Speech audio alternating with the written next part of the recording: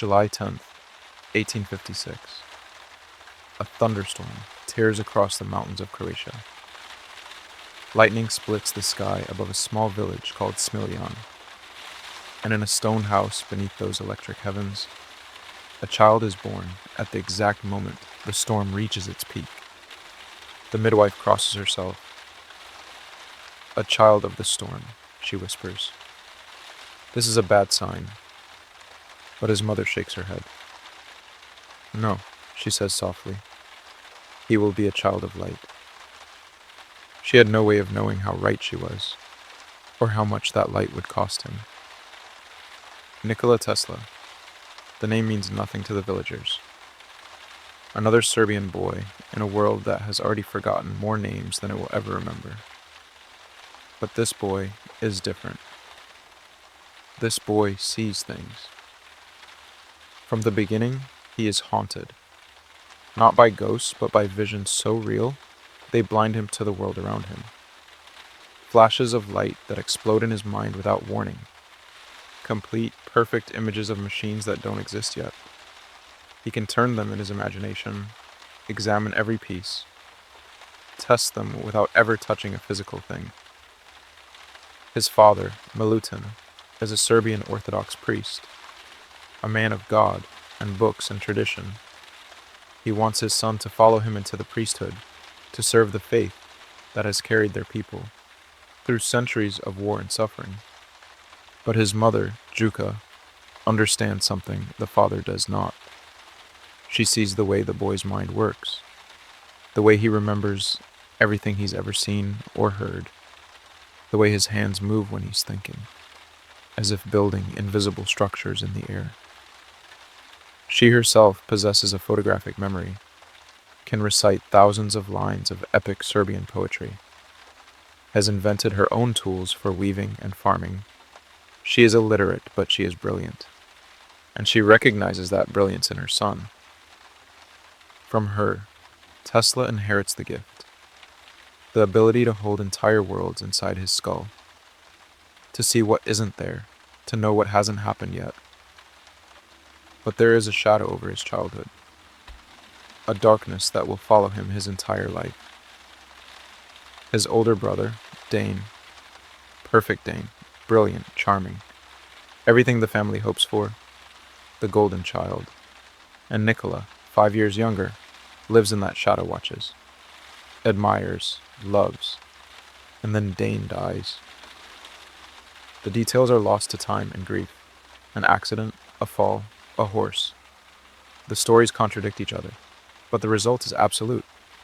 Dane is gone, and 7-year-old Nikola is left behind. Something breaks in him that day, or perhaps something awakens. The visions become more intense, more invasive. He begins to see his dead brother in dreams so vivid, they feel like visits from beyond. He starts to believe, truly believe, that everything he achieves is actually Dane's spirit working through him. "I was but a shadow of him," he will write decades later. "Whatever I did that was creditable merely caused my parents to feel their loss more keenly." This is where the loneliness begins, not with fame or genius or invention, but here, in childhood, with a ghost he can never equal and a light he can never escape. He is 3 years old when he first understands electricity. Winter evening, dry mountain air. He is petting the family cat in the darkness, and suddenly, sparks, tiny lightning jumping between his hand and the animal's fur. "Father, what is this?" he asks, mesmerized. "That is electricity," his father tells him. "The same thing as lightning." Lightning, the word burns into him like a brand. That night, watching storms roll through the mountains, he knows with absolute certainty what his life will be. This invisible force that can tear the sky. It can be understood, controlled, made to serve. From that moment, electricity is not a subject of study. It is an obsession, a calling, a destiny. But the visions are growing worse by his teenage years. They are so overwhelming he can barely function. Blinding flashes of light, complete hallucinations, inventions appearing fully formed in his mind, so real he cannot tell them from the physical world. He develops strange compulsions. He must count his steps. Everything must be divisible by 3. The texture of certain materials makes him physically ill. The sight of pearl earrings causes him pain he cannot explain. Is it genius? Is it madness? Is it the gift his mother gave him? Or the curse his brother left behind? Perhaps it is all of these things at once. 1875. The Polytechnic School in Graz, Austria. Tesla is 19 years old. He attends lectures from 8 in the morning until 3 the next morning. 18 hours a day, 7 days a week. He speaks 8 languages. He can perform integral calculus in his head, while his professors are still writing the equations on the board.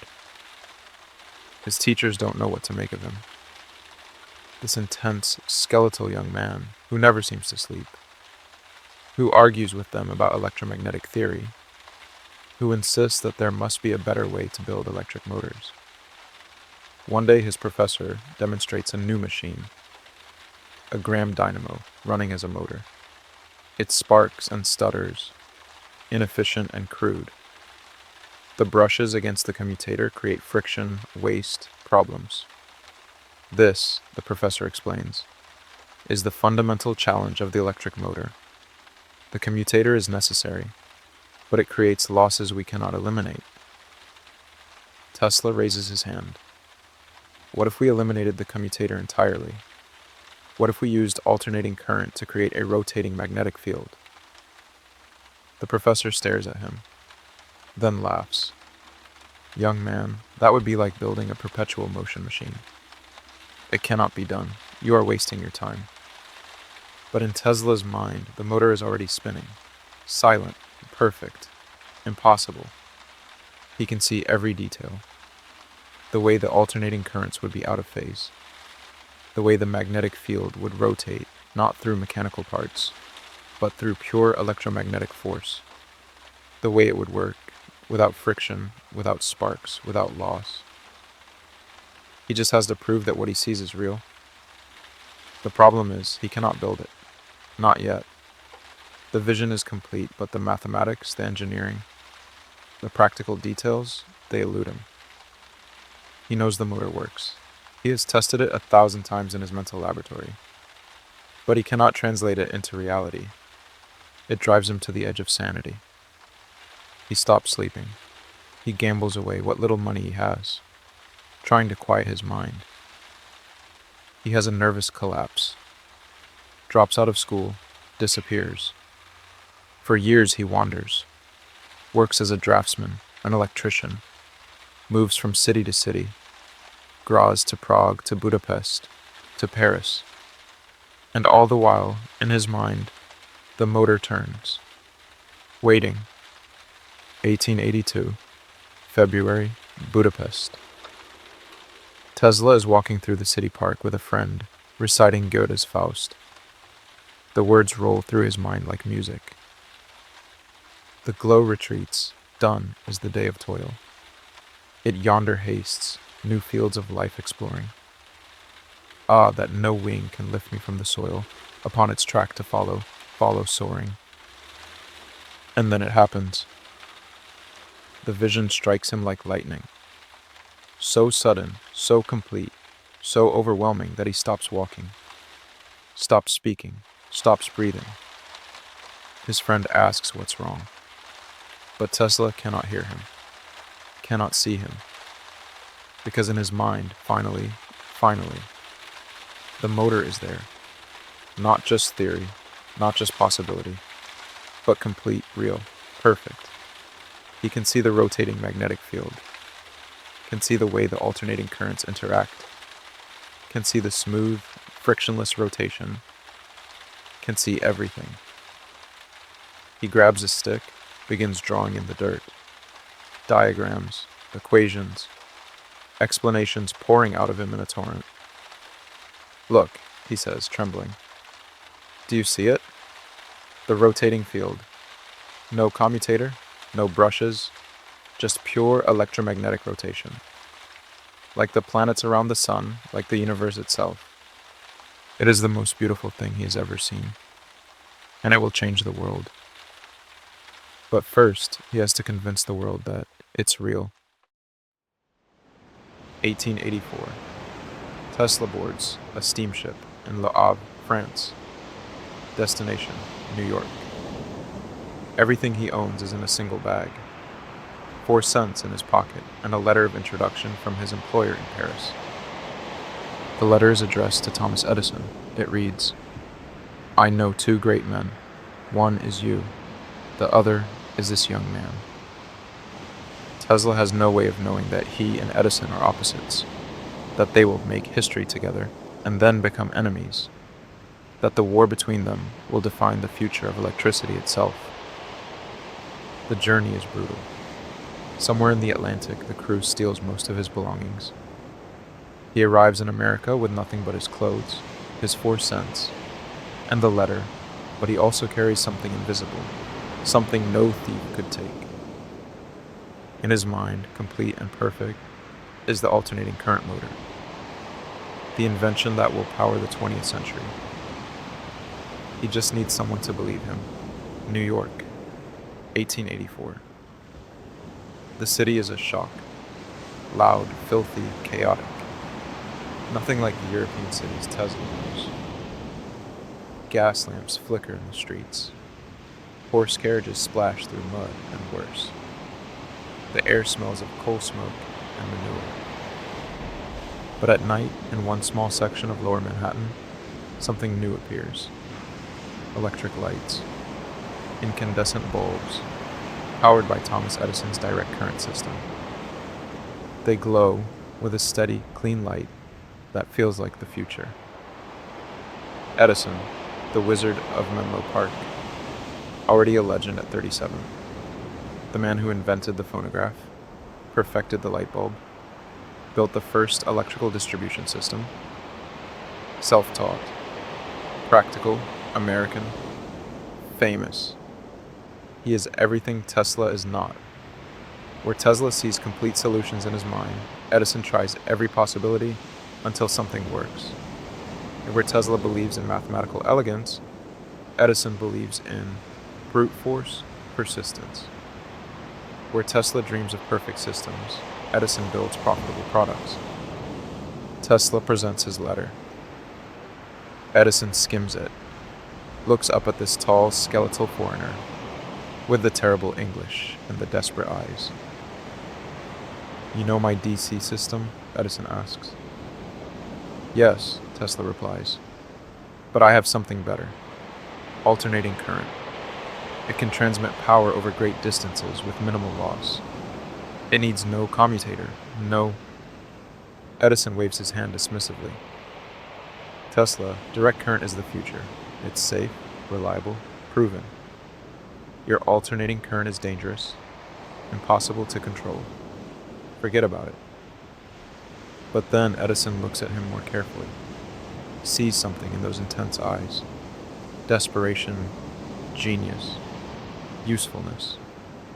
However, Edison continues, "I could use someone with your skills. My DC generators need improvement. If you can redesign them, make them more efficient, I'll pay you $50,000. $50,000.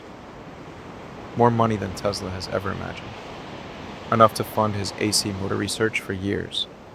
Enough to change everything. "I will do it," Tesla says immediately. And he does. He works like a machine.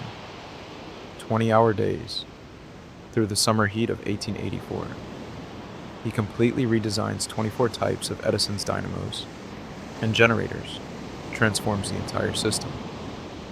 Makes it more efficient, more reliable, more profitable. When he finishes, exhausted but triumphant, he goes to Edison. "It is done," he says. "The improvements are complete. They will save your company thousands of dollars every year. Now about the 50,000. Edison looks at him and laughs. "Tesla," he says, still chuckling. "You don't understand American humor. It wasn't a promise. It was a joke. There will be no $50,000. no payment beyond his $18 a week salary.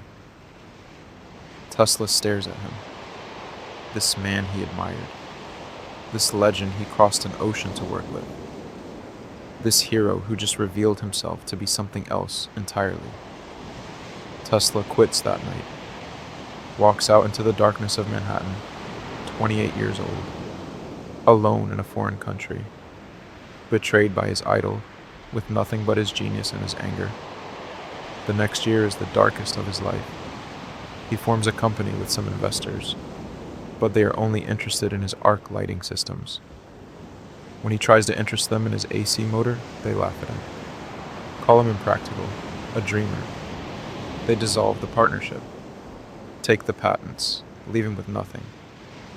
Winter arrives, 1886. Tesla, holder of the secret to modern electrical power, takes the only job he can find. Digging ditches, $2 a day. Manual labor in the frozen New York ground. Installing underground cables for the very electrical systems his technology could replace. His hands blister and bleed. His clothes become rags. He sleeps in workers' sheds, 29 years old.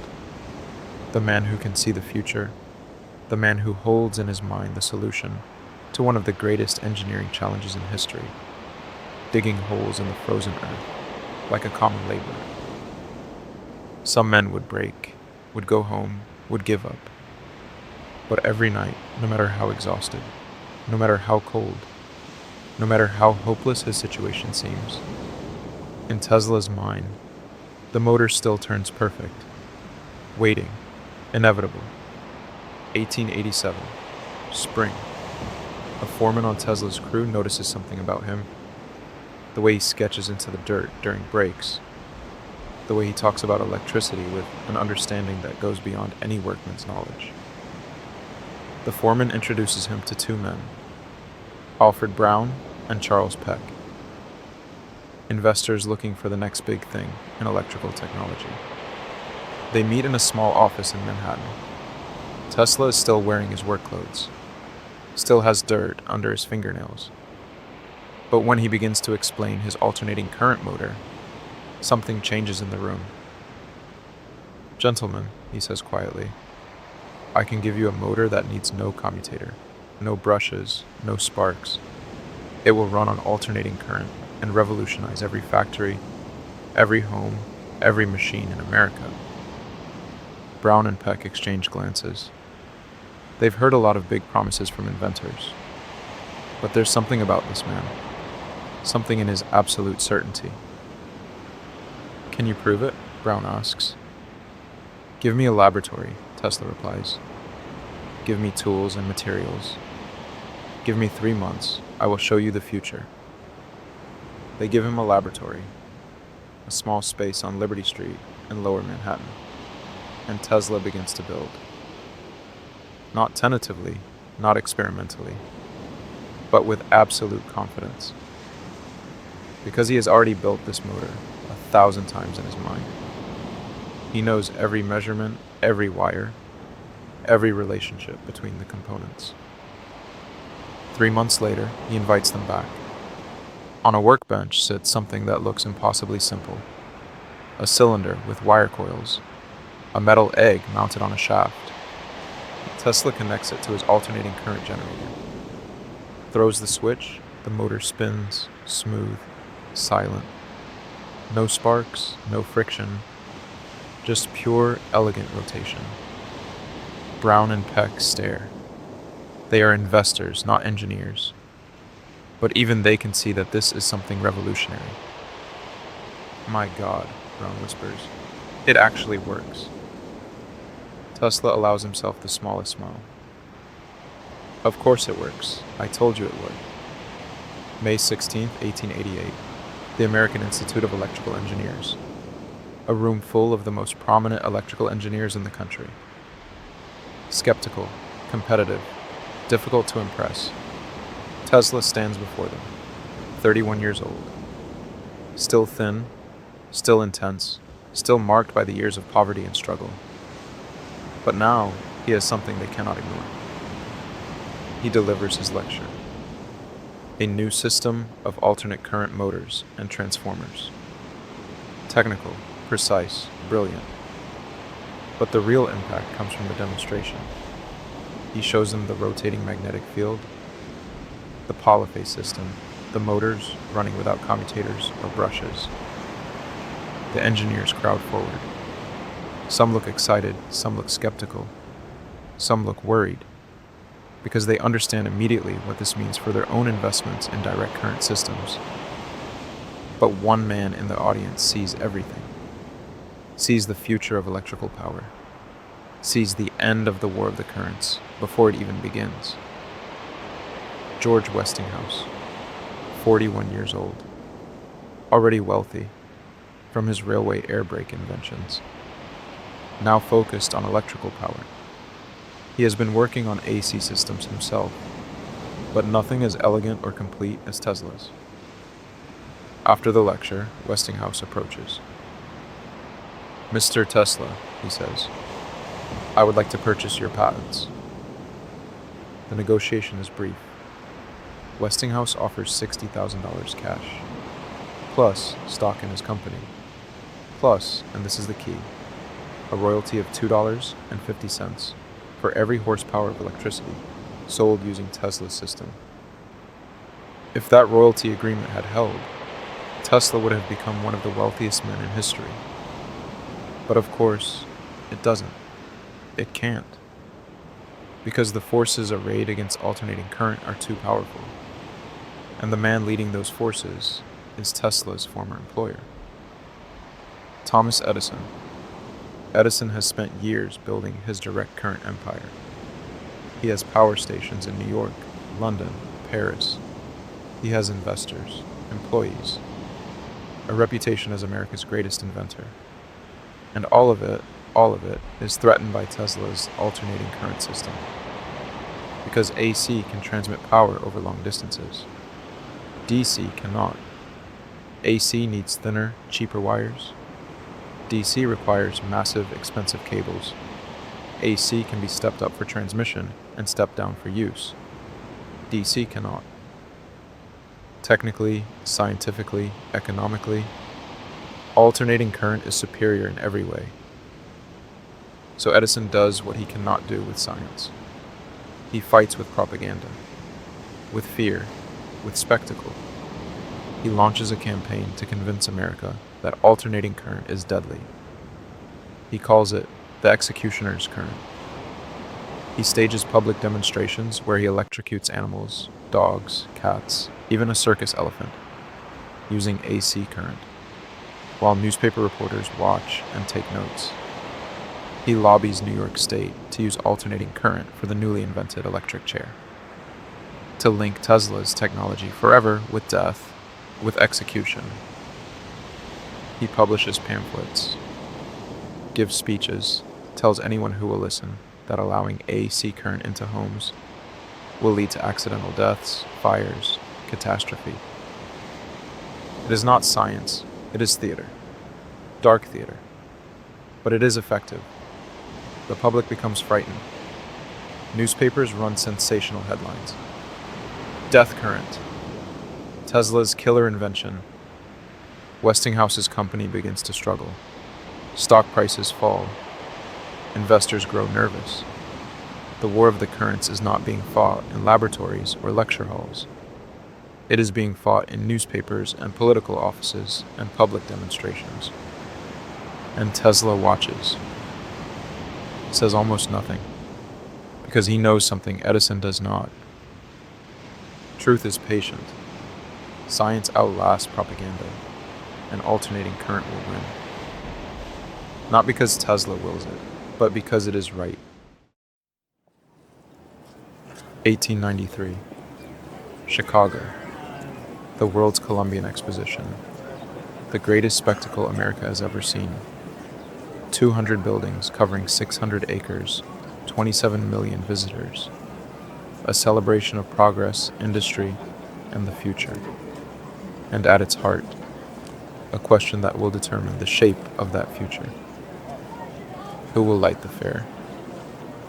Thomas Edison bids to illuminate the exposition with his direct current system. He wants $2 million for the contract. But his technology requires a separate generator for every few city blocks. Thick copper cables, massive infrastructure. George Westinghouse bids half that amount, $1 million, using Tesla's alternating current system, using transformers to step voltage up and down, using thinner wires, using the future. The Exposition Committee awards the contract to Westinghouse. And on May 1st, 1893, President Grover Cleveland pushes a button. Instantly, simultaneously, 100,000 incandescent lamps ignite across the fairgrounds. The crowd gasps. The buildings glow like palaces of light. The court of honor becomes brilliant as day. People who have never seen electric light in their lives stand weeping at the beauty of it. They call it the White City, and it runs entirely on Tesla's alternating current. The war of the currents is over. Edison has lost. A sea power has won, not through propaganda or politics, but through simple, overwhelming demonstration. This is what the future looks like. And it looks like Tesla was right all along. But Tesla himself barely notices the victory, because by 1893, he is already obsessed with something else. Something bigger, something that will consume the rest of his life. Wireless transmission of power. Tesla's new laboratory is on South Fifth Avenue in Manhattan. It looks like something from a fever dream. Coils taller than men. Glass tubes filled with glowing gases. Strange apparatus that hums and crackles with invisible energy. Here, Tesla begins to work on the next phase of his vision. Wireless communication, wireless power, the elimination of wires entirely. Why, he asks his friends, should electricity require wires? Birds don't need wires to fly. Light doesn't need wires to travel. Sound crosses, oceans without cables. Why should electrical power be different? His friends think he is becoming eccentric. His business partners think he is losing focus. But Tesla has seen something in his mind, has understood something about the fundamental nature of electricity that even the greatest physicists have missed. The Earth itself is a conductor, a giant resonator. If you could make it vibrate at the right frequency, you could send power through it. Around it, make every point on the planet a source of electrical energy that anyone could tap into. Free power, universal power, the end of coal and steam and wires and infrastructure. It sounds impossible. It sounds like magic. It sounds exactly like the perpetual motion machines that charlatans have been promising for centuries. But Tesla is not a charlatan. He is a genius. And what he sees in his mind usually turns out to be real. 1893. Tesla gives a demonstration before the National Electric Light Association. He holds a glass tube, no wires, no connections, and it glows with brilliant white light. He passes hundreds of thousands of volts through his own body, and he is not harmed. The current is high frequency, and it travels over his skin like water. The audience watches in awe and fear. Is this science, or is this sorcery? Tesla smiles his rare, thin smile.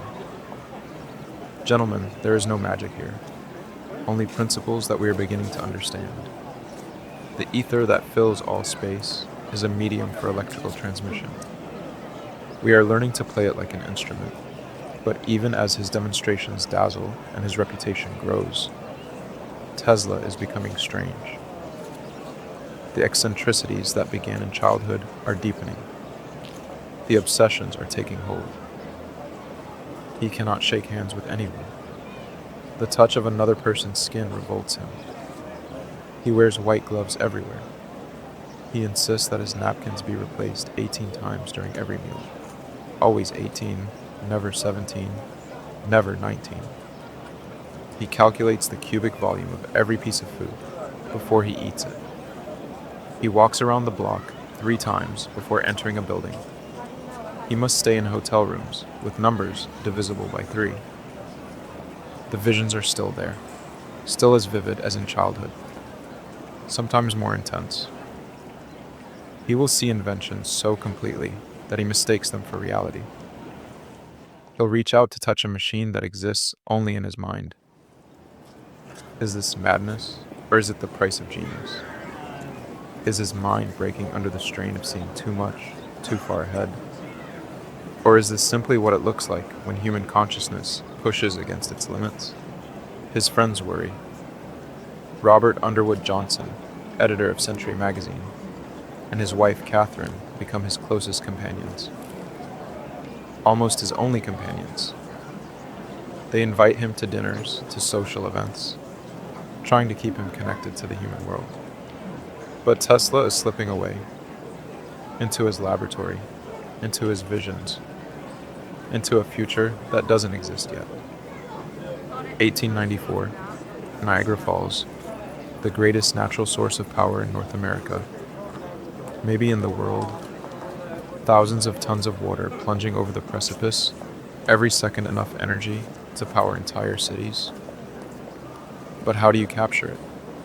And more importantly, how do you send it where it's needed? The Niagara Commission has been studying the problem for years. They've consulted engineers from around the world, Swiss hydraulic experts, German electrical specialists, British mechanical engineers. Everyone agrees you can build generators at the falls, but transmitting that power to Buffalo, 20 miles away, is impossible with direct current. The loss would be too great. The cables would need to be impossibly thick, unless you use alternating current, unless you use Tesla's polyphase system. The commission awards the contract to Westinghouse, using Tesla's designs, his transformers, his generators, his motors, his complete elegant system for generating, transmitting, and using electrical power. It is the vindication of everything he has worked for, the proof that his visions are not delusions, the recognition that alternating current is not just better, it is the future. On August 26, 1895, the first generator goes online. Water from Niagara Falls spins the turbines. The turbines spin the generators. The generators produce 3-phase alternating current at 25 cycles per second. The power flows through transformers that step up the voltage, travels through cables to Buffalo, arrives at substations where it's stepped down for use, and the lights of Buffalo ignite.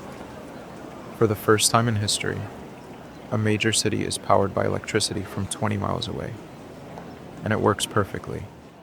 No loss, no problems, no dangers. Tesla's dream brought to life. Newspapers around the world report the achievement. Harnessing Niagara. The electrical age begins. Tesla and Westinghouse are celebrated as the men who conquered nature itself. But Tesla barely acknowledges the praise, because he is already thinking about the next problem, the next vision, wireless communication, radio, the transmission of information through the air. He has already solved it in his mind, already built the apparatus 100 times in his mental laboratory, already seen the future where voices and images travel instantly around the world without wires. He just has to build it. March 13th, 1895, 2:30 in the morning. Tesla is working late in his Houston Street laboratory, as always, testing a new resonator, taking notes, completely absorbed. He doesn't smell the smoke until it's too late. Fire. Later, they'll determine it started on the floor below, spread up through the old building faster than anyone could react. By the time Tesla realizes what's happening, the entire structure is engulfed. He runs into the street, watches his life burn. Everything, all his apparatus, all his prototypes, years of work, the wireless transmitters he's been perfecting.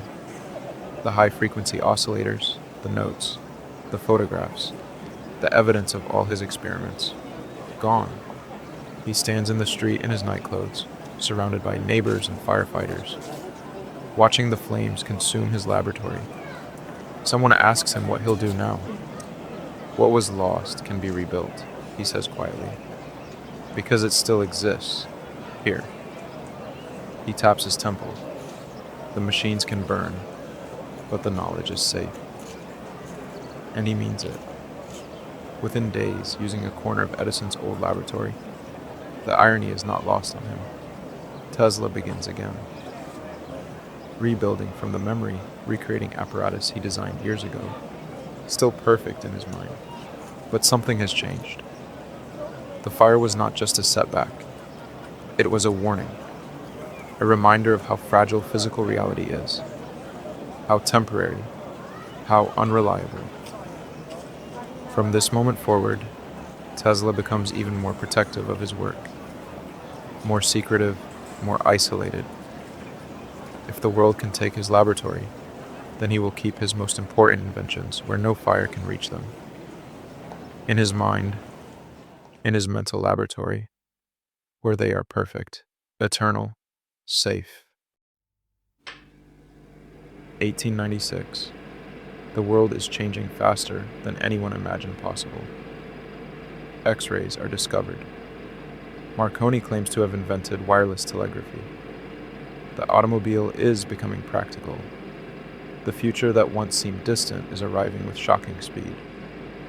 And Tesla, rebuilding from the ashes of his laboratory, is more determined than ever to be part of that future. But something else is happening to him. Something subtle at first, then increasingly undeniable. He is becoming a celebrity, a public figure, the electrical wizard, the man who performs miracles with invisible forces. High society wants him. The Johnsons introduce him to everyone: Mark Twain, Rudyard Kipling, Stanford White, the Astors, the Vanderbilts. He dines at Delmonico's, attends performances at the Metropolitan Opera, moves into the Waldorf Astoria Hotel.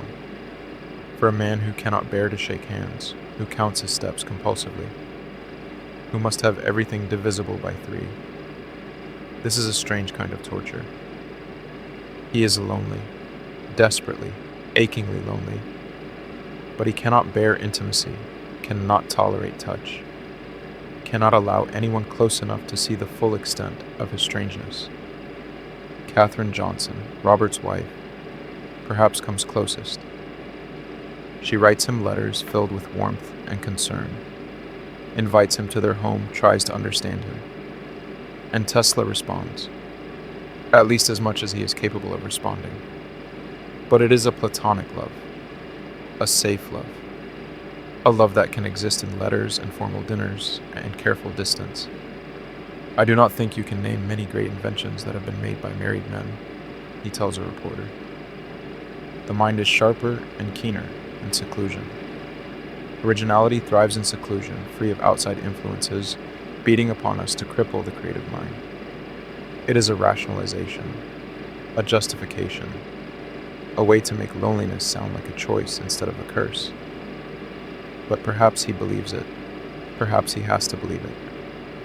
Because the alternative, admitting that he is simply too broken, too strange, too consumed by his visions to ever connect with another human being, is unbearable. 1897. Tesla is working on radio transmission in earnest now. He has filed patents for wireless transmission systems. Complete systems with tuned circuits, grounded connections, aerial antennas, everything needed for practical wireless communication. But there's a problem.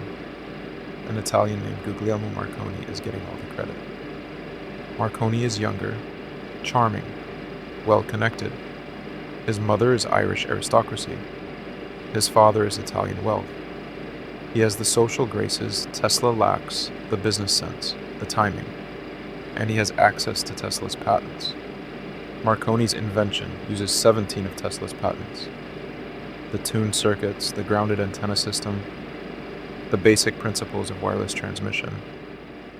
But Marconi files his own patents, gives demonstrations, courts investors and governments. Most damningly, he is good at publicity. He sends wireless messages across the English Channel, then across the Atlantic. The newspapers love him. Marconi triumphs. Wireless telegraphy, a reality. Tesla's name appears in small print, if at all. Tesla protests, files lawsuits, explains to anyone who will listen that he invented radio, not Marconi, that his patents prove priority, that justice demands recognition, but the world is not interested in patent disputes. The world wants heroes, stories, romance, and Marconi gives them that. Tesla gives them uncomfortable truth. 1898. Tesla creates something that will not be fully understood for decades. He calls it a teleautomaton. The world will eventually call it a robot. It is a boat, 3 feet long, remote controlled, not by wires but by radio waves. It can move forward or backward, turn, activate lights. In theory, it could carry explosives. It could be a weapon. Tesla demonstrates it at Madison Square Garden during an electrical exhibition. A pool of water, the boat floating in it. Tesla standing on the shore with a small control box. He presses buttons. The boat obeys. Turns left. Turns right. Stops. Goes. The crowd gasps. How is he doing this? Is there a hidden wire? A trick? He explains, no trick. Pure wireless control. The boat receives radio signals, interprets them, obeys them. It is the first of a new race of machines. Machines that can act. Machines that can replace human labor and dangerous work. Someone in the crowd shouts, "Can it think for itself?" Tesla considers the question seriously. "Not yet," he answers. "But one day, yes." He believes machines will be able to make decisions, to learn, to become truly intelligent. It is 1898. The computer will not be invented for 50 years. Artificial intelligence is not even a concept. But Tesla has already seen it in his mind. In the future, only he can see. But the public is not ready for thinking machines. The military is interested. They see weapons. But funding is scarce. Patents are disputed. And Tesla, once again, is ahead of his time. The pattern is becoming clear. Tesla sees the future. Tesla proves it works. The world ignores him. Someone else takes the credit. Tesla grows more isolated, more bitter, more strange. And still, in his mind, bigger visions are forming.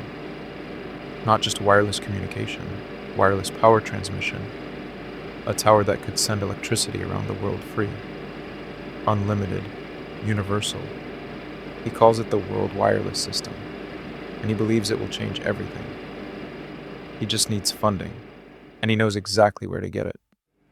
J.P. Morgan, the most powerful banker in America, maybe in the world, 1899. Tesla makes a decision that will define the rest of his life. He leaves New York. Temporarily, he thinks. Just for a year of experiments, he travels to Colorado Springs. Why Colorado? Because he needs altitude. Thin air for high voltage experiments. Distance from the skeptics and businessmen of New York. Space to build something enormous. He constructs a laboratory on the prairie east of Pikes Peak. It looks like nothing else on Earth. A massive wooden structure with a roof that slides open inside. A coil 52 feet in diameter. Outside, a mast, 200 feet tall, topped with a copper sphere. The townspeople don't know what to make of him. This tall, gaunt stranger who dresses in formal clothes, even in the wilderness. Who speaks with an accent, who works alone through the night. They call him the electrical wizard. Some whisper that he's summoning demons. They are not entirely wrong. What Tesla is about to unleash will seem supernatural. July 3rd, 1899. Night. Tesla has been preparing for weeks, checking every connection, every calculation. Tonight he will test the full power of his magnifying transmitter. Tesla positions his assistant, Coleman Tito, at the controls. Gives careful instructions. When I give the signal, close the switch for exactly 1 second. No more. Do you understand? Zito nods nervously. He has seen what this machine can do at lower power. He is not entirely sure his employer is sane. Tesla walks outside, stands at a safe distance, raises his hand. Cheeto closes the switch. The effect is instantaneous. Catastrophic. Beautiful. Lightning erupts from the copper sphere. Bolts of electricity more than 100 feet long shoot into the night sky. Thunder that can be heard 15 miles away. The entire laboratory glowing with an eerie blue-white light. For 1 second, Tesla has created artificial lightning more powerful than anything humans have ever produced. He has turned his laboratory into a thunderstorm. And then, darkness. The power cuts out. Not just in Tesla's laboratory, in the entire town of Colorado Springs. The electric company's generator has overloaded and caught fire. The next day, Tesla apologizes to the power company, promises to pay for the damage, explains, as best he can, what he's trying to do. But privately, he is ecstatic, because the experiment proved something crucial. The Earth itself resonates, can be made to ring like a bell with electrical current. His wireless power system will work. Over the next months, Tesla conducts hundreds of experiments. He measures the electrical properties of the Earth, studies lightning, develops theories about the ionosphere decades before anyone else proves it exists. And one night, he detects something strange. Signals, regular, rhythmic, not lightning, not atmospheric noise, but something else, something that seems intelligent. 1, 2, 3, pause. 1, 2, 3, pause. 1, 2, 3. Tesla records them carefully, takes measurements, tries different frequencies. The signals persist. He considers the possibilities. Another experimenter? No, he's the only one doing this at these power levels. Natural phenomena? Perhaps. But the regularity suggests something else. And then, Tesla allows himself to consider the impossible. What if these signals are coming from beyond Earth? From Mars, perhaps, or Venus, or some other world, with intelligent life trying to communicate. He writes in his journal that he can never forget the sensation he felt when it dawned on him that he might have observed something of incalculable consequence. He felt as though he had been present at the birth of new knowledge. He announces his findings to the press. The newspapers love it. Scientists mock it. They call him delusional, attention-seeking, mad. Later evidence suggests the signals were probably natural, or possibly interference from Marconi's experiments. But Tesla never stopped believing. Never stopped thinking that in that moment on the Colorado prairie, he had touched something beyond. That for one brief moment, he had been less alone. January 1900. Tesla returns to New York. His notebooks are filled with calculations, diagrams, plans for something unprecedented. He is ready to build his masterpiece, the World Wireless System, a tower that will transmit power and communication around the entire globe, the culmination of everything he's learned, everything he has seen, everything he has become. He just needs money, a lot of money, and for that, he needs J.P. Morgan. December 1900. Tesla sits across from J.P. Morgan in the banker's private study. Dark wood, Heavy furniture, the smell of expensive cigars, the center of American financial power. Morgan is 63, hard, practical, famous for his cold business sense. He has built empires, destroyed competitors, made and unmade fortunes with a signature. Tesla is 44, thin, intense, burning with vision. He has prepared this presentation carefully. Everything depends on it. Mr. Morgan, Tesla begins, I can build a system that will transmit messages, telephone calls, and even images around the entire world, instantly, wirelessly, without cables across oceans, without relay stations. Morgan leans back, watches Tesla carefully. He has heard a lot of pitches from inventors. Most are charlatans. But Tesla is different. Tesla's alternating current system proved that. How much? Morgan asks. $150,000, Tesla replies. It is an enormous sum. Enough to build a factory, launch a company, buy a railroad. But Morgan is intrigued. The potential for worldwide wireless communication, the man who controls that will control the future. What do you need it for? Tesla's eyes light up. He pulls out diagrams, explains his vision. A tower on Long Island, 187 feet tall, a massive coil underground. The tower will transmit signals that can be picked up anywhere on Earth. But Tesla is careful. He does not mention wireless power transmission, does not say he wants to give electricity away for free, because Morgan would never fund that. Morgan understands profit, control, markets, so Tesla presents it as communication, radio, telephone, the future of media. Morgan agrees, $150,000, in exchange for 51% ownership in Tesla's wireless patents. Tesla barely hesitates. He needs the money, needs it desperately.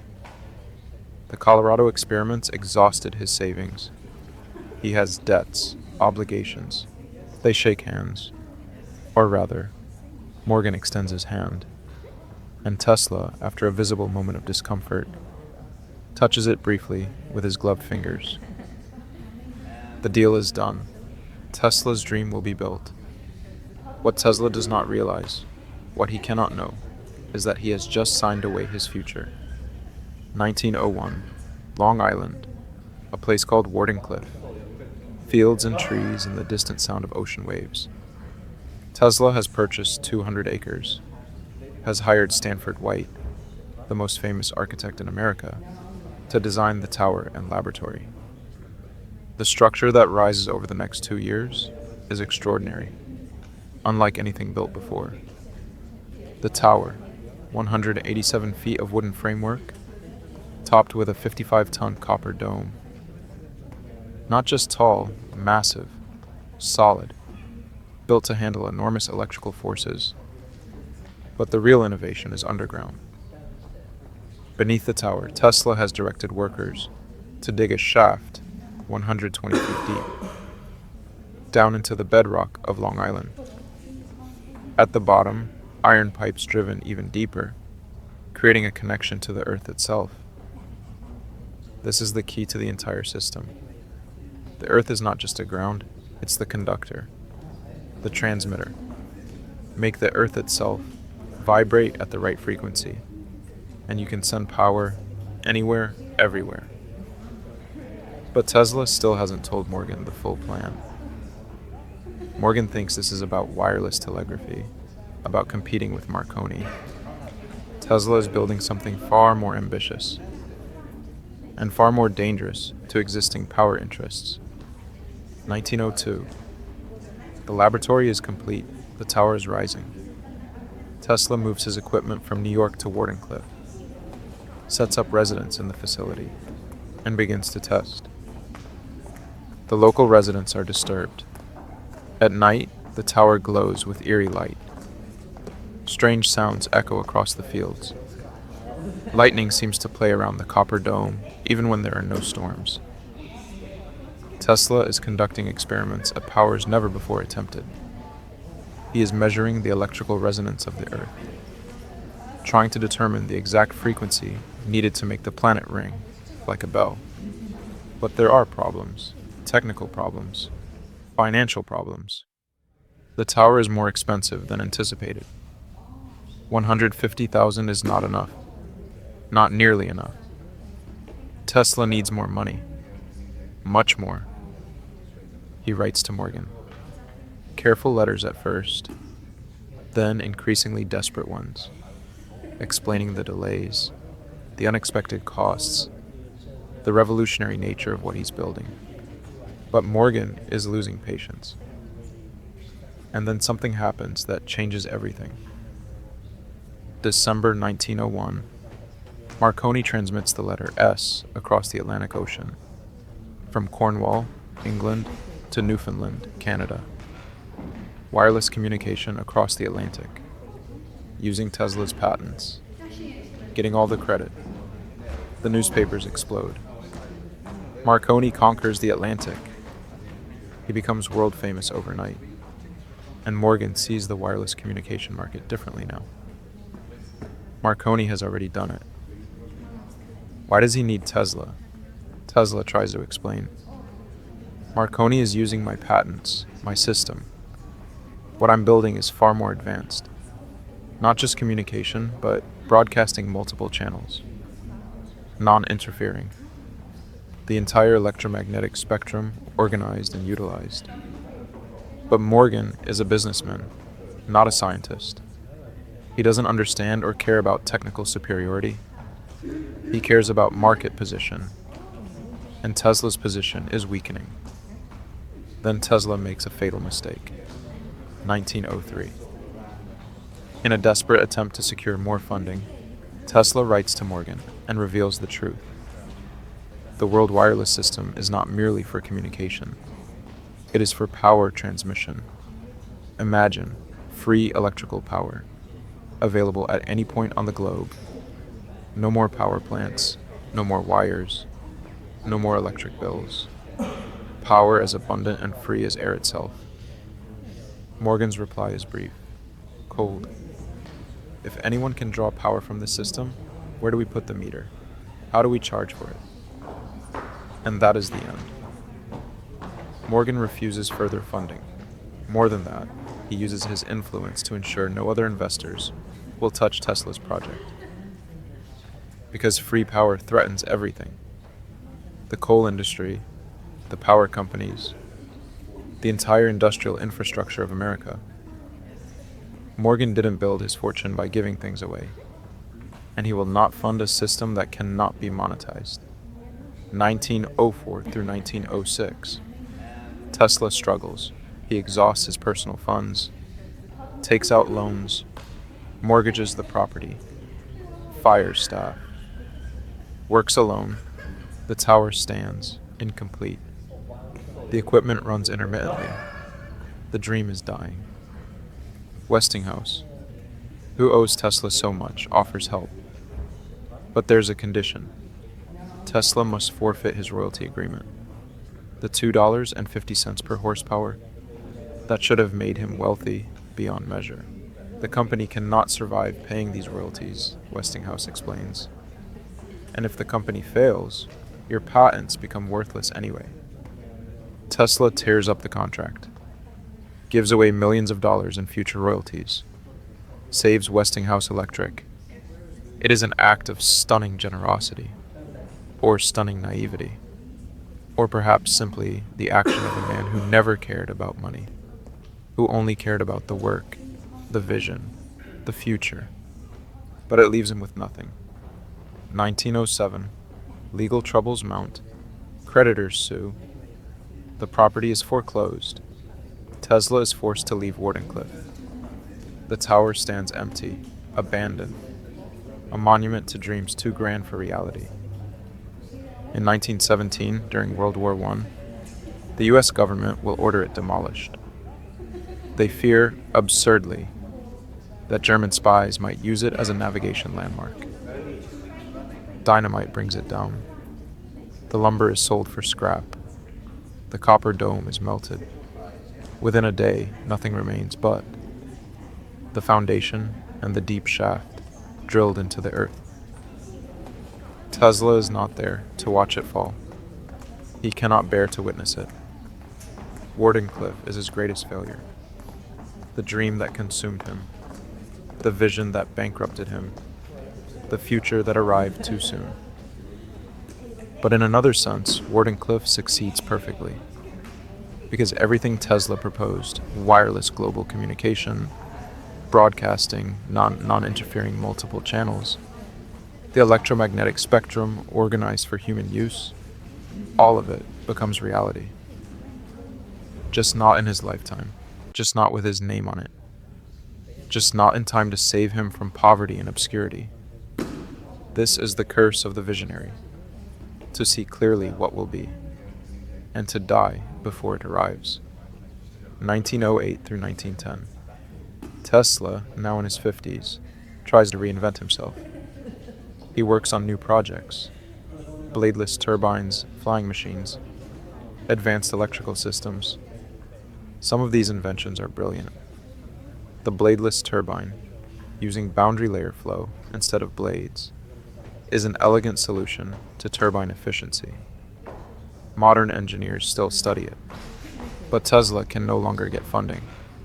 His reputation is damaged. Investors remember Wardenclyffe, remember the promises that weren't kept, the money that disappeared. They don't understand that Tesla delivered exactly what he promised, just not in the form they expected, just not in a way that could be immediately monetized. And Tesla, proud and stubborn, will not compromise, will not simplify, will not make his inventions more marketable at the cost of their elegance. So he works alone, in smaller laboratories, with salvaged equipment, his staff reduced to 1 or 2 assistants.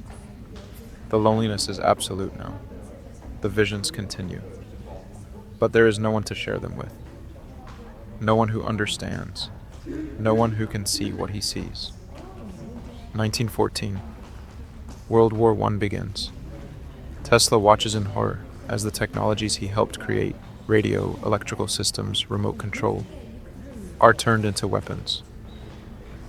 He proposes a death ray, a particle beam weapon that could make war obsolete by making defense absolute. He claims it can bring down aircraft from 250 miles away. The military is interested, asks for demonstrations, but Tesla cannot provide them.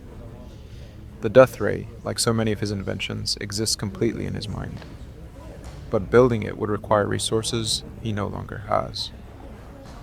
So it joins the long list of Tesla inventions that remain theoretical, tantalizingly described, mathematically sound, but never physically realized. And the world continues to wonder, was Tesla a genius ahead of his time? Or was he a dreamer who promised more than he could deliver? The answer, of course, is both, because that is what it means to see the future. You are always ahead of what can currently be built, always waiting for reality to catch up, always alone in the space between what is and what will be. 1915. The war in Europe intensifies. Tesla, now 59, watches from New York as the world tears itself apart. He submits articles to magazines, gives occasional lectures, lives on credit at various hotels, moving when the debts become unbearable.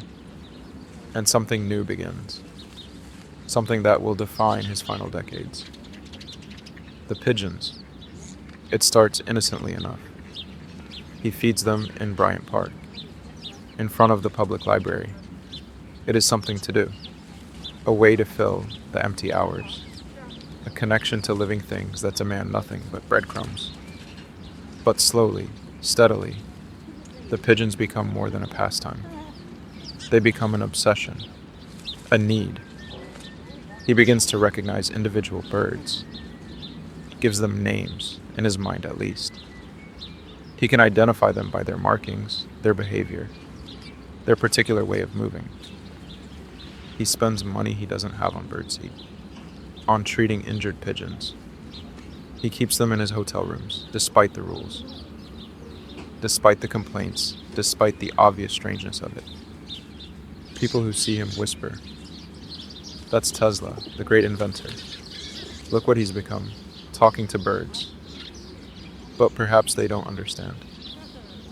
Perhaps, after a lifetime of being too strange for human connection, the pigeons offer something else, something simpler. They don't care about his genius, don't care about his failures, don't need him to be anything except present, offering food, offering attention. For a man who has spent his entire life being extraordinary, maybe the freedom to be ordinary, to just exist with no expectations, is a kind of salvation. Or maybe it's just loneliness. Pure, absolute, crushing loneliness. And the pigeons are the only living things that don't leave. 1917. Tesla receives the Edison Medal from the American Institute of Electrical Engineers. It is one of the highest honors in electrical engineering. The irony is not lost on anyone. The man who gave his name to the medal is the same man who betrayed Tesla 30 years ago, who fought against Tesla's alternating current, who tried to destroy him with propaganda. Tesla initially refuses the award. "I will not accept an honor from a man who has sought to diminish my work." But his friends convince him. This is not Edison honoring you. This is the engineering profession honoring you through an award that happens to carry Edison's name. Finally, reluctantly, Tesla agrees to attend the ceremony. But on the appointed day, he doesn't appear. The organizers search frantically. Where is he? They find him in Bryant Park, feeding pigeons. He has forgotten the ceremony. Or perhaps didn't forget, perhaps chose this instead. They convince him to come. He arrives disheveled, covered in pigeon droppings, smelling of the street. But he accepts the medal with dignity. In his speech, he says, "I have observed that the majority of individuals who have achieved greatness in some field have done so at the expense of every other aspect of their lives. The price of genius is isolation." It is not clear if he is explaining himself, or justifying himself, or simply stating an observed fact. After the ceremony, he returns to Bryant Park, returns to the pigeons. 1920. Tesla turns 64. He has survived longer than most people with his level of nervous intensity, but he is wearing out. The visions are less frequent now. Or perhaps he has learned to ignore them. The obsessions remain, the compulsive counting, the fear of germs, the need for everything to be divisible by 3. He moves to the Hotel St. Regis, then the Governor Clinton, then the Pennsylvania. Always the same pattern. Arrive, accumulate debt, be asked to leave, move somewhere else. Some hotels let him stay because he's famous. Some let him stay out of pity. Some simply don't realize how much he owes until it's too late. He survives on a small income from his remaining patent royalties. Westinghouse quietly sends him a monthly stipend, guilt money for the fortunes made from Tesla's inventions. A few wealthy friends help discreetly. It is enough for a room and simple meals. Barely. But Tesla maintains appearances. He still wears tailored 3-piece suits, even as they become threadbare. Still dines formally, even if he can only afford soup. Still walks with the bearing of a man who once moved in the highest circles. Pride is all he has left. He will not let them see him broken. 1921. Tesla publishes an article titled "My Inventions." It is part autobiography, part explanation, part defense. He writes about the visions, about his mental laboratory, about seeing complete machines that don't exist yet. "The moment I construct a device to carry out a crude idea, I invariably find it faulty," he writes. But when I conceive an idea, I immediately build it up in my imagination. I change the construction, make improvements, and even operate the device in my mind. It is absolutely immaterial, whether I run my turbine in my thought or test it in my shop. It is an extraordinary admission. He is explaining that his greatest inventions were never built physically first. They were perfected entirely in thought. Only after years of mental testing did he construct physical versions. To most engineers, this sounds impossible, arrogant, delusional. But Tesla's track record proves it worked. The AC motor, the Tesla coil, the wireless transmission systems. They all functioned the first time because they had been tested thousands of times in his mind. It is his gift and his curse. Because a mind that can do this cannot turn off, cannot rest, cannot stop seeing things that don't exist yet. 1923, Tesla moves to the Hotel Pennsylvania, room 3327. He will live here for 7 years, the longest he has stayed anywhere since Wardenclyffe. The room is simple: a bed, a desk, a chair, a window overlooking the city he helped electrify. He establishes a routine, walks to the library every day, feeds pigeons, returns to his room, works on calculations, designs new inventions that will never be built. He has become a ghost, moving through a city that has forgotten him, using technologies he made possible, but which carry other names now. The radio is Marconi's invention, the world believes. The wireless systems are someone else's. Even alternating current. How many people know that name? Tesla. He gives occasional interviews. The reporters treat him as a curiosity, a relic, the mad scientist, the forgotten genius. They ask him about death rays and wireless power and communication with Mars. Tesla answers patiently, explains his theories, tries to make them understand that these aren't fantasies. They're physics. They're possible. They're inevitable. But he can see in their eyes that they don't believe him. They're just here for a strange story. Something to entertain readers. When they leave, he returns to his window, watches the city lights, all powered by his alternating current, and feels utterly alone. 1928. Tesla moves again. The New Yorker Hotel. Room 3327. He insists on the same number. He will spend the rest of his life here. The New Yorker is one of the newest, most modern hotels in Manhattan. 43 stories of Art Deco elegance. It has its own power plant, its own generators, all running on alternating current, of course. There is something fitting about Tesla ending his days in a building powered by his own invention. A building that exists because he made it possible, even if no one thinks about that. Even if his name isn't on a single plaque. The hotel management knows who he is. They let him stay despite his inability to pay. Some say Westinghouse is covering his bills. Some say it's another anonymous benefactor. Tesla never asks. Pride prevents him from inquiring too closely. The pigeons follow him. Or perhaps he follows them. Every day, no matter the weather, he walks to Bryant Park, carries bags of seed, sits on the same bench, and one pigeon in particular finds him. Always. A white pigeon, female, with light gray tips on her wings.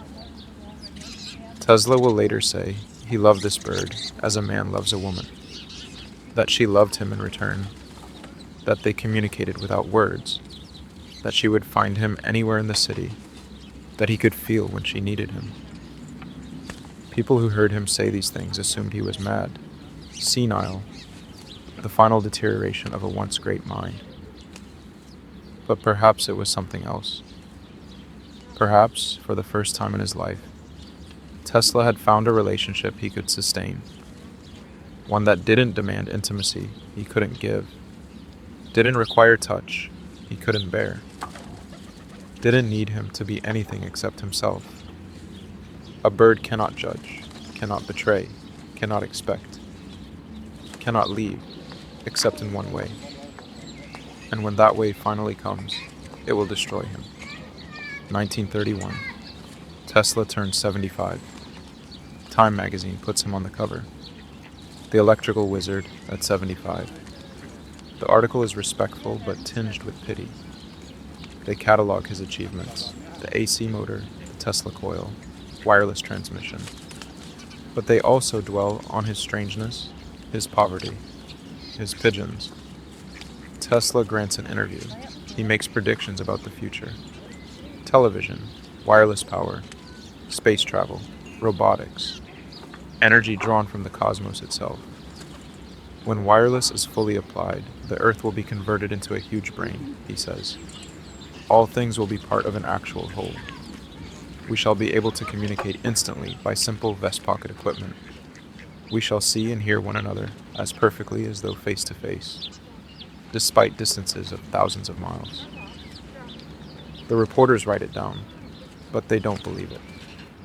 These things sound impossible, like fantasies, like the dreams of an old man living in the past and a future that will never arrive. 90 years later, every one of these predictions will be commonplace. The smartphone will fulfill every detail of Tesla's vision. But in 1931, they sound like madness. 1933. Tesla is 77. His health is failing. He has been hit by a taxi, walked into traffic while feeding pigeons. Witnesses say the injury to his ribs never properly heals. But he refuses medical care, refuses hospitalization, returns to his room at the New Yorker, and treats himself with electrical devices of his own design. Whether they work or not is impossible to say, but he survives, weakened but alive. The pigeons still come, especially the white one. 1937. Tesla turns 81. His mind remains sharp, but his body is failing. He can barely walk now. Hotel staff bring his meals. He rarely leaves his room except to sit at the window and watch for pigeons. He continues to work. Fills notebooks with designs for new inventions. A method for photographing thoughts. A system for extracting energy from cosmic rays. A way to communicate with the deceased. Are these legitimate scientific proposals? Or are they the desperate efforts of a dying man trying to prove he still matters? Trying to justify his existence with one more breakthrough? Perhaps they are both. Perhaps the line between genius and delusion has always been blurry for Tesla. Perhaps that's what it means to see things before they exist. You must believe in impossibilities. And sometimes you're right. And sometimes you're not. But Tesla cannot stop. Will not stop. Even as death approaches, even as his body fails, his mind still builds, still invents, still sees. One evening in 1937, the white pigeon comes to his window. Tesla sees her immediately, knows something is wrong. She is dying. He brings her inside, cradles her gently, tries to help, but there is nothing to be done. She came to tell me goodbye, he will later say. And as I got her message, there came a light from her eyes, powerful beams of light. When that pigeon died, something went out of my life. I knew my work was finished. Was there really light from the pigeon's eyes? Or was it Tesla's mind, always seeing things that others cannot see, transforming grief into vision, turning loss into one final supernatural experience? It doesn't matter, because for Tesla, the light was real, the message was real, the ending was real. After that night, Tesla rarely leaves his room. He becomes a recluse, speaks to almost no one, eats almost nothing, just sits at his window, looking out at the city, waiting. waiting for the future to arrive, or waiting for his life to end. Perhaps both. 1943, January. The world is at war again. Tesla has lived through 2 world wars now, has seen his technologies turned into weapons, has seen the future he imagined arrive twisted and dark. He is 86 years old, alone in room 3327. The maid hasn't seen him in 3 days. The "Do Not Disturb" sign has been on the door the entire time. On January 7th, when she finally enters with her master key, she finds him, in bed, at peace, long dead. Nikola Tesla, born in a thunderstorm, died in silence, and in between, he captured lightning. January 8th, 1943. The news reaches the newspapers. Nikola Tesla, electrical genius, dies. Most papers bury it on the inside pages. A few paragraphs. A brief summary of his achievements. Nothing more. The man who lit the world dies in obscurity. The man who invented the 20th century is barely noticed when he leaves it. But within hours of his death, something unusual happens. Men in dark suits arrive at the New Yorker hotel. Federal agents, Office of Alien Property, FBI, Navy Intelligence. They seal room 3327. Allow no one to enter.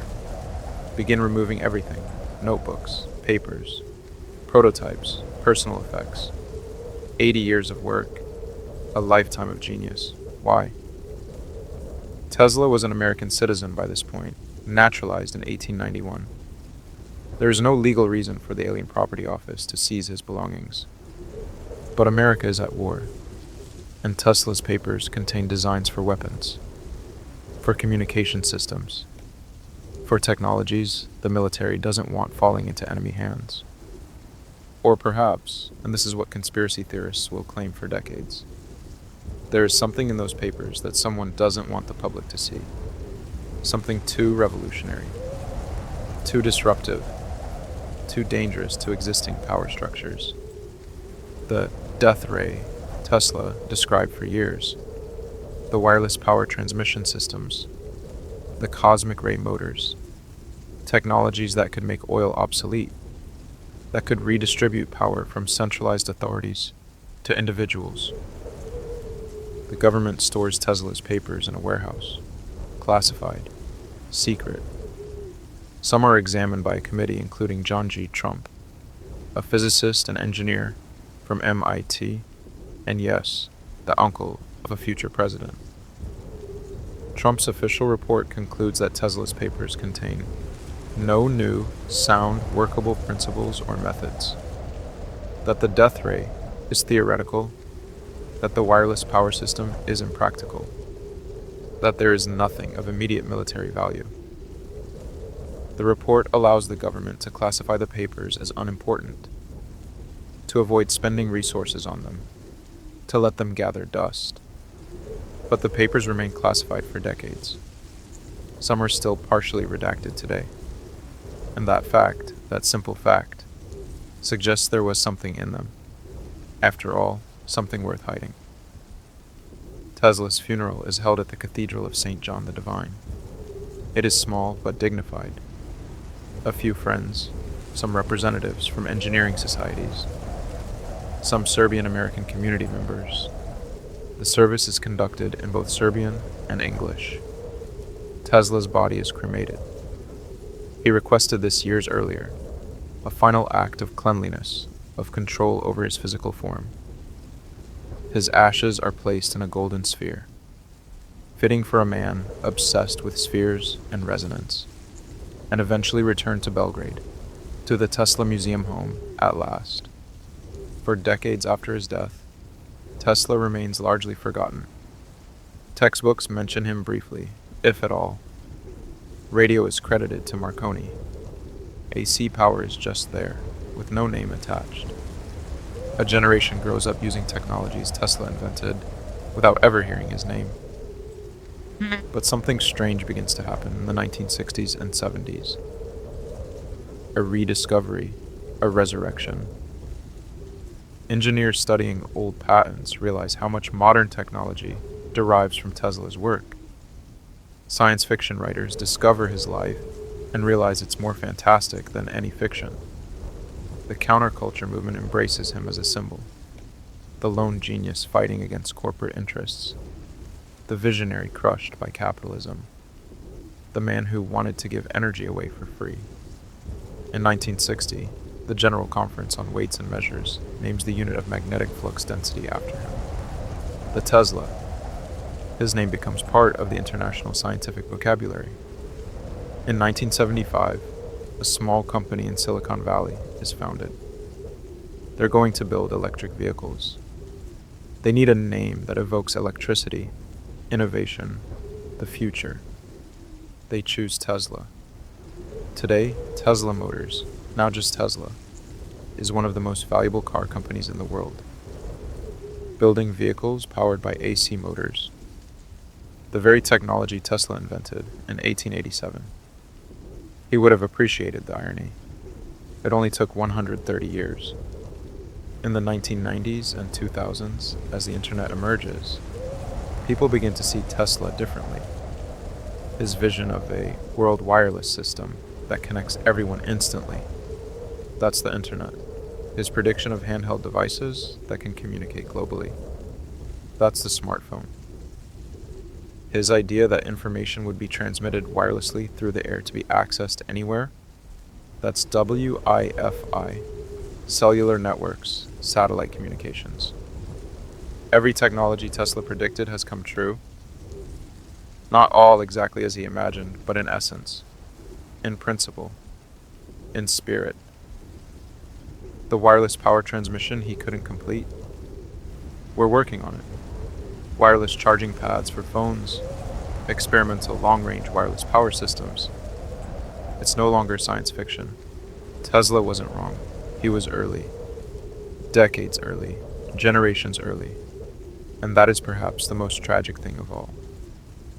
Because if he had been born 50 years later, he would have had the technology to build his dreams, would have had investors who understood what he was proposing, would have lived to see his visions become reality.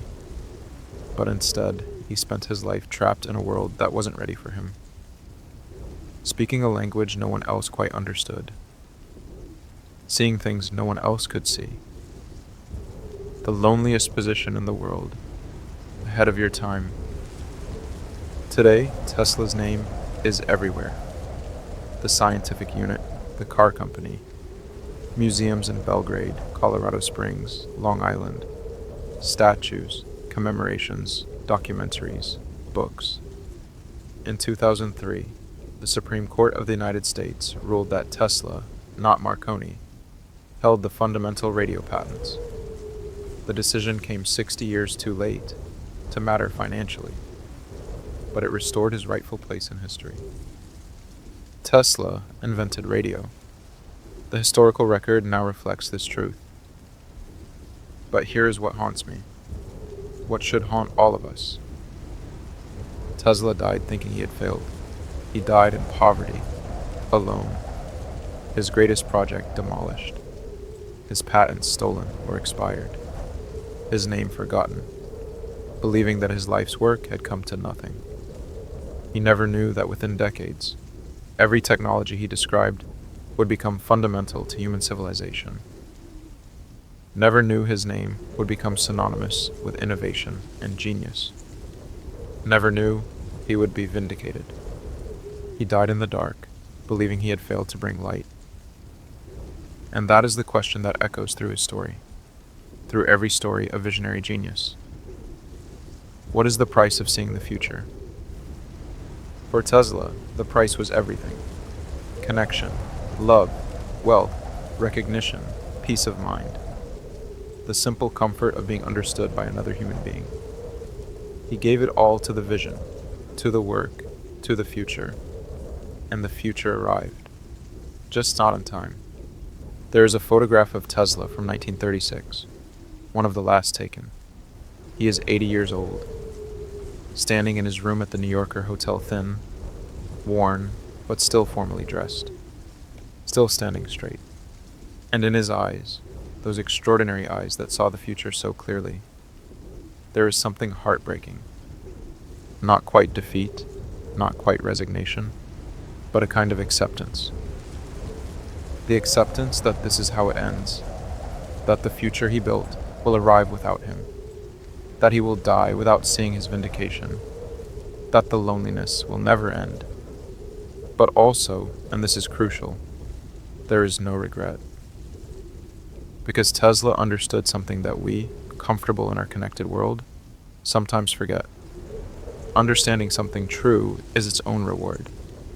Creating something real, even if no one recognizes it, has intrinsic value. Seeing clearly, even if you see alone, is better than shared blindness. The present is theirs, he wrote. The future, for which I really worked, is mine. And he was right. The future is his. We live in Tesla's world. Every day, every moment, every time electricity flows through a wire, or wireless through the air. This is his world. We just inherited it, and we never thanked him. Let me tell you what Tesla gave us. Not in abstractions, not in theories, but in the concrete reality of your life, right now. The device you're watching this on, phone, computer, tablet, is powered by alternating current, Tesla's current, transmitted from a power plant miles or hundreds of miles away through his polyphase system. The wireless signal carrying this video to you, that's Tesla's wireless transmission principles. The tuned circuits, the resonance, the electromagnetic waves propagating through space. Look around you. Every electric motor, your refrigerator, your air conditioner, your washing machine, your fan, your electric car, all running on the rotating magnetic field. Motor Tesla invented at age 26. Every light in your house, the power grid that connects your city, the transformers that step voltage, up for transmission and down for safety, the entire infrastructure of electrical civilization. Tesla, the radio in your car, the cellular tower connecting your phone, the Wi-Fi router in your home, the satellite signals connecting the globe, the GPS that knows where you are to within meters, all built on principles Tesla established between 1885 and 1900. Even the fluorescent lights, the neon signs, the plasma displays. Tesla demonstrated all of these, using high-frequency currents to excite gases into luminescence decades before they became commercial products. But it goes deeper than technology. Tesla changed how we think about electricity itself. Before Tesla, electricity was local. You generated it where you used it. Edison's first power station lit buildings within a few blocks. Beyond that, too much loss, too expensive. Tesla made electricity universal, transmittable over distances, storable into the grid, available anywhere wires could reach. He turned electricity from a curiosity into the foundation of modern civilization.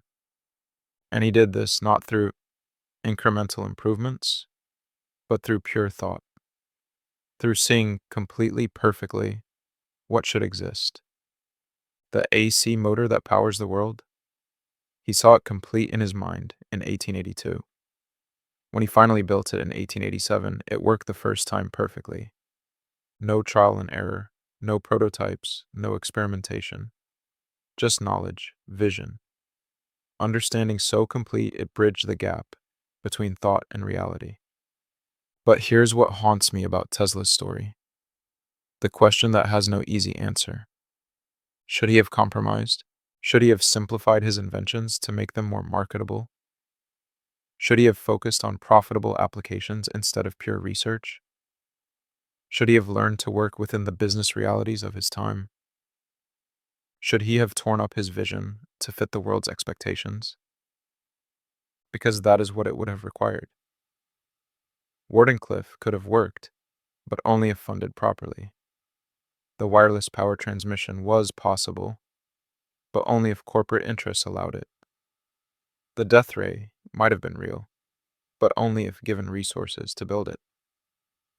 Tesla refused to compromise his vision, refused to simplify, refused to make his inventions less revolutionary in order to make them more acceptable, and so he died in poverty, alone, forgotten, but his vision survived intact, pure, uncompromised.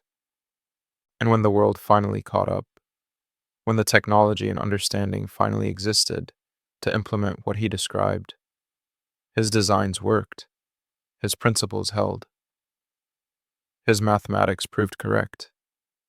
If he had compromised, we might have gotten working technology faster, but we would not have gotten the complete, elegant, perfect systems that Tesla envisioned. So perhaps the loneliness, the poverty, the isolation, perhaps these were not failures of character. Perhaps they were the price of keeping the vision pure. Consider what would have been lost if Tesla had listened to Edison, if he had given up on alternating current and focused on improving direct current systems. We would have gotten citywide electrical systems eventually, but they would be inferior, less efficient, more expensive, limited in range. Every city would need its own power plant. Transmission would be costly. Rural electrification might have taken decades longer. The entire trajectory of technological development would have been slower, more constrained. By refusing to compromise, by insisting on the correct solution, even when it seemed impractical, Tesla gave us the optimal path forward. The lonely path, the difficult path, but the right path. And this raises an uncomfortable question about genius itself. Does true innovation require loneliness?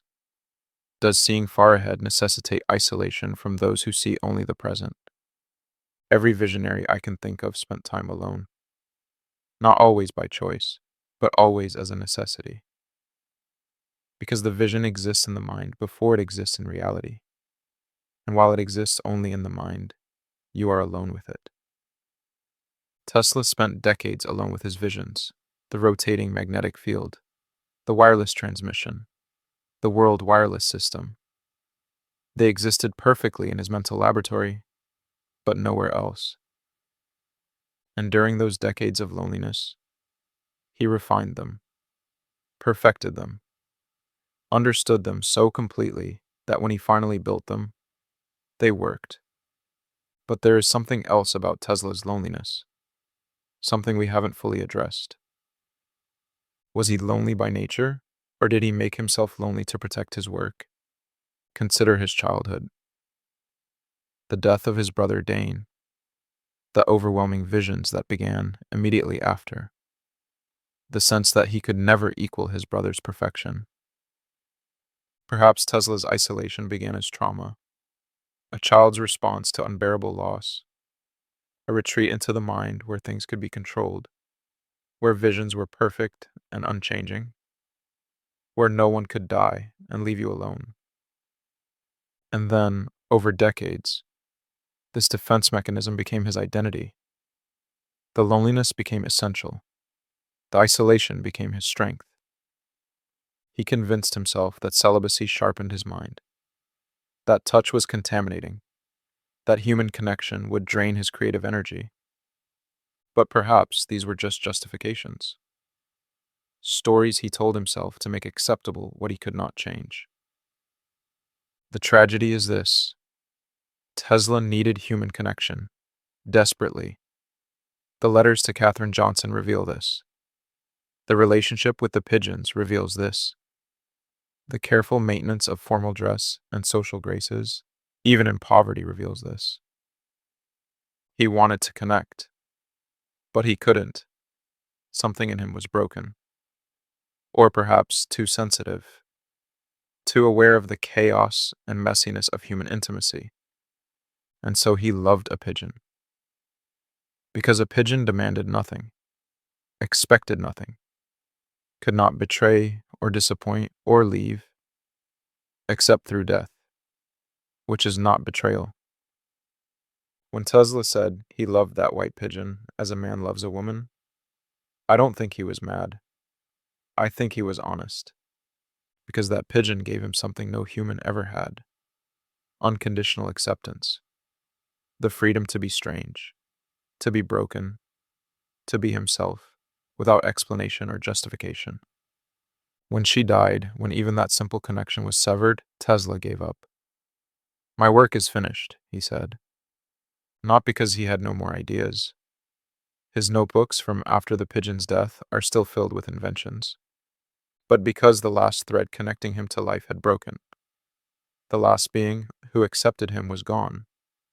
And without that acceptance, without even that small, simple connection, existence became unbearable. This is the part of Tesla's story that breaks my heart. Not the poverty, not the lack of recognition, but the absolute loneliness. The isolation so complete that a pigeon was his most intimate relationship. And yet, and yet, there is something powerful in it too. Something that transcends the sadness. Tesla achieved things no one else could achieve, saw things no one else could see, changed the world in ways that will never be undone. And he did this because of who he was. Not despite his strangeness, but through it. Not despite his isolation, but by means of it. The mental laboratory that let him perfect inventions in pure thought. That was only possible because he spent so much time alone with his mind. The visions that others would have suppressed or medicated, he cultivated them, used them, turned them into tools for seeing the future. His inability to tolerate human touch made him sensitive to electromagnetic fields. His compulsive need for order made him a meticulous experimenter. His visual hallucinations became the canvas on which he painted the future. Every weakness was also a strength. Every curse was also a gift. And this brings us to the final question, the question that his entire life poses to us. What do we owe our visionaries? Not after they're dead. Not in museums and retrospectives and naming rights. What do we owe them while they're alive? While they're struggling? While they're alone and ahead and trying desperately to make us see what they see? Tesla needed funding for Wardenclyffe. He needed it desperately. And he was building something that would have worked, that would have advanced human technology by decades. But Morgan withdrew. Not because the science was flawed, because the business model threatened existing power structures. Tesla needed recognition for his radio patents. He needed it legally, financially, personally. And he was right. The patents were his. The invention was his. But Marconi had better publicity, better connections. So Marconi got the Nobel Prize, got the fame, got the recognition, and Tesla got nothing. How many geniuses have we failed this way? How many visionaries have we ignored, dismissed, or actively worked against because their visions threatened our comfort? Tesla died alone in a hotel room, thinking he had failed, believing his life's work had come to nothing.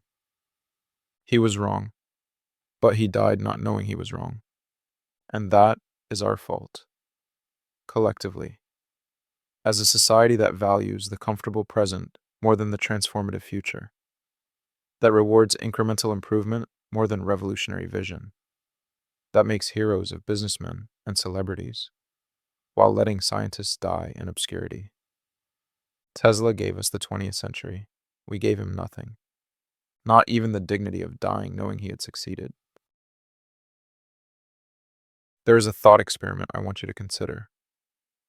Imagine you could see the future, not vaguely, not in metaphor, but clearly, completely, as real as the present. You know how technology will develop, what will be possible, what the world will look like 100 years from now. Now imagine trying to explain it to people who cannot see what you see, trying to convince them to build things that won't make sense for decades, trying to get funding for technologies that threaten existing industries. Imagine watching others take credit for your inventions, watching simplified versions of your ideas become successful while your complete vision is dismissed as impossible. Imagine dying alone, poor, forgotten, believing you failed. And then imagine that a century later, everything you predicted comes true. Every principle you described becomes fundamental to civilization. Your name becomes synonymous with genius and innovation. But you never know this. You die in the dark, thinking you failed. This was Tesla's life.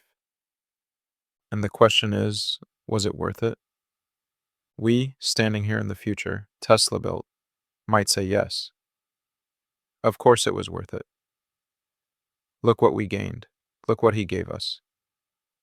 But Tesla himself might have answered differently, because the cost was everything he had, everything he was, everything he might have been. No family, no children, no intimate companion, no home, no wealth, no recognition. Just the work, the vision, the future, and the terrible, absolute, crushing loneliness of being the only one who could see it. But here's what I want you to understand. What I need you to understand. Tesla's story is not just history. It is happening right now. Somewhere in the world today, someone is seeing the future. Clearly, completely. They know what's possible, what should be built, what will change everything. And they are alone, struggling, dismissed as impractical, as delusional, as ahead of their time. The investors don't understand. The public isn't ready. The corporations feel threatened. The scientists are skeptical. And that person, that visionary, is experiencing exactly what Tesla experienced. The question is, what will we do? Will we repeat history? Will we dismiss them, starve them of resources, let them die in obscurity, and then celebrate them a century later when we finally understand what they were trying to tell us? Or will we learn from Tesla's tragedy? Will we recognize vision when we see it? Will we support those who see far ahead, even when we cannot see what they see? This is not a historical question. This is a present question, an urgent question, because the future is always being built by people who can see it before it exists, and those people are always lonely, always struggling, always ahead. Tesla's loneliness was not accidental. It was structural, built into the nature of vision itself. But perhaps it doesn't have to be quite so absolute, quite so crushing, quite so tragic. Perhaps we can learn to recognize those who see ahead, to support them, to believe them, even when we cannot yet see what they see. Not because we understand their vision, but because we trust that some people see more clearly than others, and that those people deserve support, not just recognition after they're dead. This is Tesla's legacy to us, not just the technology, not just the inventions, but the lesson that vision is precious, that those who see the future should be treasured, that loneliness should not be the inevitable price of genius. Let me tell you what I see when I look at Tesla's life. I see a man born with a gift so powerful it was almost a curse. The ability to see complete, perfect machines in his mind, to understand principles that wouldn't be formalized for decades. I see a child traumatized by his brother's death, retreating into a mental world where he could control everything, where visions were perfect and unchanging. I see that trauma transforming into genius, the retreat into imagination becoming a tool for innovation, the inability to connect with humans becoming an ability to connect with the fundamental forces of nature. I see a young man walking through Budapest, reciting poetry, suddenly struck by a vision so complete, so perfect, that it makes him weep with joy. I see him crossing the ocean with 4 cents in his pocket and a letter of introduction, working for his hero, being betrayed, digging ditches in frozen ground. I see him building the motor that will power the world, lighting the Chicago World's Fair, harnessing Niagara Falls, achieving everything he set out to achieve. And then I see him reaching further, seeing wireless communication, wireless power, a connected world, free energy for all. I see him building Wardenclyffe, see the tower rising, see the vision taking physical form, and then I see it collapse. Funding withdrawn, patents stolen, credit given to others, the tower demolished. I see him aging alone in hotel rooms, feeding pigeons, maintaining dignity despite poverty, still working, still seeing, still hoping. I see him loving a white pigeon because he cannot love anything else. And I see him dying alone, in the dark, thinking he failed. And then I see the future arrive. Everything he predicted, everything he described, everything he built in his mental laboratory. Radio, television, wireless communication, the internet, smartphones, electric vehicles, renewable energy, wireless power transmission, all of it. Real, fundamental, undeniable. Tesla was right about everything. He just died before anyone believed him. So when I think about Tesla, I feel two things simultaneously. Gratitude. Profound, immense, unpayable gratitude. For the world he gave us. For the vision he pursued despite everything. For refusing to compromise. For keeping the vision pure. And grief. Deep, aching grief. For the loneliness he endured. For the recognition he never received. For dying in the dark, thinking he had failed. Both are true. Both are real. The gratitude doesn't erase the grief. The grief doesn't diminish the gratitude. This is the complexity of genius.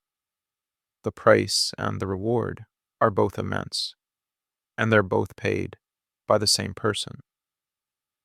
There is a memorial to Tesla in Niagara Falls, a statue overlooking the power station that uses his system. He stands in bronze, gazing at the falls, one hand raised as if conducting the electricity itself. Tourists take pictures, read the plaque, learn that this man invented the system that harnesses the falls. Most of them have never heard of him before. They recognize the name from the car company, maybe from a science class. But they don't know the story, don't know the struggle, don't know the loneliness. They see the victory, the statue, the memorial, the official recognition. They don't see the hotel room, the unpaid bills, the pigeons, the absolute isolation. They don't see the price. But maybe that's appropriate. Maybe the memorial should show the triumph, not the tragedy, the vision achieved, not the cost of achieving it. Because the tragedy is not the point. The point is what was built, what was given, what was made possible. Tesla's suffering matters. His loneliness matters. His poverty and isolation and death and obscurity, all of it matters. But it matters because of what he achieved despite it, or perhaps through it. The loneliness was real, but so was the light he brought into the world. The darkness was absolute, but so was the electricity that conquered it. In the end, this is what I want you to remember about Nikola Tesla. Not just the inventions, not just the technology, not just the historical facts, but this: he saw the future when no one else could see it. He believed in it when no one else would believe. He built it when no one else would help. He did this alone, in poverty, without recognition, without reward, and he gave it all to us anyway. Every time you turn on a light, Tesla is there. Every time you send a wireless message, Tesla is there. Every time you use electricity in any form, Tesla is there. not literally, but essentially, in the principles, in the mathematics, in the vision made real. He died alone, but his legacy is connection, global communication, universal power. The world brought together by invisible forces he learned to control.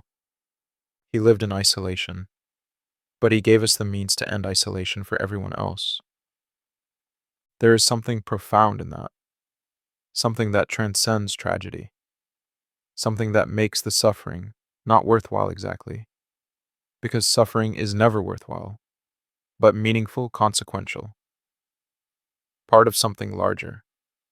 Tesla sacrificed everything: his happiness, his health, his connection to humanity, and in return, he gave humanity itself a future. Was it a fair trade? No, of course not.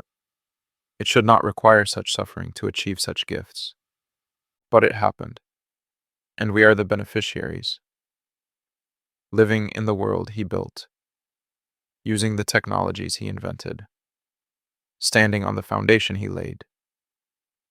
So perhaps what we owe Tesla, what we owe all the lonely visionaries who see ahead, is not just gratitude, not just memorials and recognition after death, but this: to remember that vision has a cost, that those who see the future pay a price we cannot imagine, that genius and loneliness are too often inseparable. And to ask ourselves, does it have to be this way? Can we build a world where visionaries are supported instead of dismissed, where seeing ahead is rewarded instead of punished, where loneliness is not the inevitable price of genius? Tesla cannot benefit from that world.